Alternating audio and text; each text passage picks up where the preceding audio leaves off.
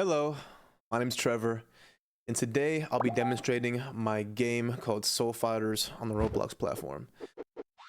Before we get started, Soul Fighters, this is actually a toggleable environment. This is the training environment, so I can demonstrate the combat mechanics a little easier on these dummies that emulate players, if you will. So this one has a blocking state, this has up tilt state, this is just a default attacking state. So what does that all mean? So this is an arena fighter, which means that it's very combat focused. So as you can see, we have directional movement here, we have dashing, high jumps, all these kind of, these cool little movement mechanics that, are gonna be very easy to learn but hard to master, if you will. Next, we have an M1 combat string where when you click your mouse, you do this 5 combo, which, as you can see, damages your enemies, right? Cool knockback animations. A lot of physics there that went in hand. I'll show you guys the back end just to kind of give you more of an idea of what actually goes into making these modular combat systems and these games in general on Roblox, because it might seem simple, but it's pretty rich, pretty deep. So anyway, to show some combat, we also have some blocking states so players can block attacks. There's also a heavy attack if you do the M2 or your right mouse click. Pretty cool, and you can combine that with a jump and then do like a down slam. Super cool stuff. So a lot of state management there on the client side and then also on the server side, but I'll just show all that later because I think it's gonna be easier to explain more of the code later on. Anyway, let's just see how the combat works here against us. So you see, you get stunned, pretty cool. Oh, one thing, also abilities. This game is in development still, so I'm working on, there will be several champions with, their own abilities, but I've just made one just for demo purposes. Pretty basic. You press 1 on your keyboard. It's a cool flamethrower, right? It's so fun. And then also, a unique ability in this game will be this thing called a soul, which is kind of like this little guy right here, right? But essentially, it'll give the players their own, I guess, like their own unique way of expressing themselves in combat. So this soul will have several different abilities that you can kind of pick when you're on the main screen. You can purchase rerolls to get new souls. It's basically, it's a whole system. But to demonstrate, right here, our E is going to be a soul ability. So boom, I call that love tap. It's basically used for combo extenders. So you see here, if you do the M5, it'll knock the player away to avoid infinite comboing them. However, if you have a cool ability like this, like love tap, you can extend the combo. So 1, 2, 3, 4, love tap, 1, 2, 3, 4. So you see you got more damage off. So cool things. And now for the exciting part is up tilting. So up tilting is basically air combat, if you will. So this dummy has it. I'll just do it on this dummy right here just to show to you guys. Let's see, attacking dummy. So 1, 2, 3, up tilt. See, now see, that's cool. You knock them in the air. So how you do that is by holding space. You can uppercut them, and then they basically airlocks them so you can combo them, which is super neat. So boom, boom, boom, and then down slam. So yeah, it's a pretty in-depth combat system. Like, I really want this to be very rich for players to use. I want it to have a lot of elements in it, so it's very easy to learn, but it's hard to master. That's kind of the whole idea. And okay, now for the exciting part, which is going to be the AI and the loot management system. So like I said, this game is still in very early development, but I think these systems are super cool to show you guys. So as you see, we have our first enemy here. So the idea of the game is that we will have up to 8 players spawn in their own maps, right? And then they will farm these enemies to obtain components or gold, which will then allow them to evolve their character throughout the game when they're fighting other players, right? As you see, this is a pretty simple AI state machine. It's just programmed to quite literally just move to the player's position every physics frame. And when it gets close enough, it will attack you. Pretty basic. It has only, right now, it's a pretty basic state machine. It only has 3 states, which is just chasing, attacking, and then stunned. So if it's stunned, you see it can't attack me. Right? Once it gets up, boom, back to chasing. So pretty simple. However, the way that I designed the module, it's very extendable. So if I, in case, want to add blocking, or if I want to make it to where the NPCs do not attack you if you're at a distance or a certain distance of them, then that's gonna be super easy. Also, I made them so they only attack the player that's spawned within this location. So they have a set target, so they won't get confused with other players if they get closer.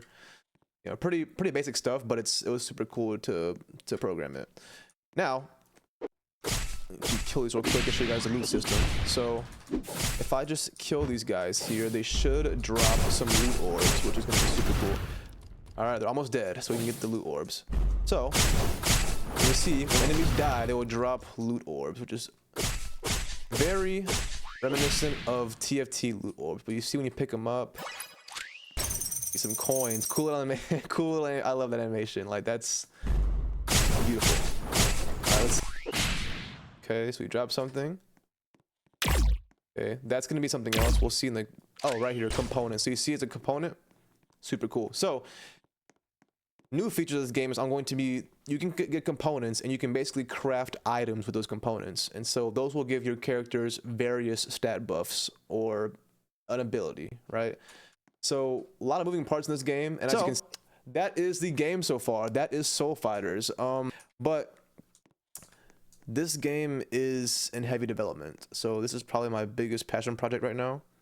It's super fun to develop it. I learned so much that I'm going to actually go over with the on the code review section. So yeah, that's Soul Fighters. If you want to see anything, just rewind the video and play it back. And yeah, I'm going to go to the code section. And we're in the final portion of this demo, which is the code/what I learned review. Or what I'm learning, because this game is still in heavy development. It's just starting, honestly. So a lot to go over. To begin, this is my first large project in Lua. Lua U, which is Roblox's flavor of Lua, if you will. But yeah, I've written over 10,000 lines of Lua code, so I'm becoming very accustomed to the language and its intricacies. That one indexing, I still don't know why it's a thing, but you know, I've grown to love it, I guess. But that being said, there's some things that I've learned in this project that I think are worth mentioning. I have some notes here that I kind of listed out what think I've learned. The first one being just systems and modular design. Making a game, you have to think modularly. Like you have to think in systems. There is a loot system, a combat system, a player spawner, right? A game loop. There is a route manager. You have to think in systems. That goes to my next point, which is event-driven architecture. How Roblox handles events, or I guess client-server communication, is through something called remote events, which is basically a package solution to where when the client does something, right? They click a button, you can fire a remote event, which is basically sending a packet to the server, or packets to the server that contain data you want to send, which is usually the player data, as well as anything you choose to send over. So, for example, in my input handler, which is basically the client, everything the client does is handled through here, right? So let's say the client presses this particular input action, which is something cool, the soul ability, right? They press this, connects to this function, boom, some debounce stuff to make sure they're not spamming it. Right here, if everything is correct, it will fire an event. Boom, fire event. I choose to pass in the target, which is the character, and then the position at which they actually aimed their mouse, right? Which then, this event fires. I have a listener on the server. So right here you can see on the server, remote handler, it listens for these events. Boom, finds it, or is it the on soul cast? Boom, player handler, which is like, you know, just a separate module for players, not necessarily for remote events. Goes here, fetches the player object based on the player data we got from that remote event, goes into the actual player object itself, and then fires the events, right? So it's just a very event-based architecture, because it's a game, right? The game is a lot of interactions from the client that you have to handle, right? That then in turn will make more events fire. Like maybe you kill an enemy after you punch them, right? So then it fires an event that they will drop a loot orb. You pick it up, fires an event that you got a loot orb, does some server sanity checks, and then you get something from it, right? Like it's just event, event, event. So doing this for, you know, how long I've been doing it for, all these lines of code, it is wired into my brain. Event-driven architecture, super fun. Next thing is performance and resource management. So you can do what you want to on Roblox, right? If I wanted to, I could play every animation, fire every video effect or sound effect on the server, but that wouldn't be performant. I have to make decisions and analyze trade-offs to determine what I want to do on the server and what I want to do on the client, right? So pretty general rules of thumb is you don't want to be animating on the server or doing effects on the server. The server should be used only for sanity checks, persisting data, and some basic physics simulation to make sure that they're not cheating, right? Then the client, because these people have, you know, their GPUs, all that stuff, they should be used to handle cool things like the front end effects or the animations, right? Or actually moving, like the actual physics of parts, like actually simulating the physical object moving in the game space, right? They should be on the client. So yeah, that's a huge part.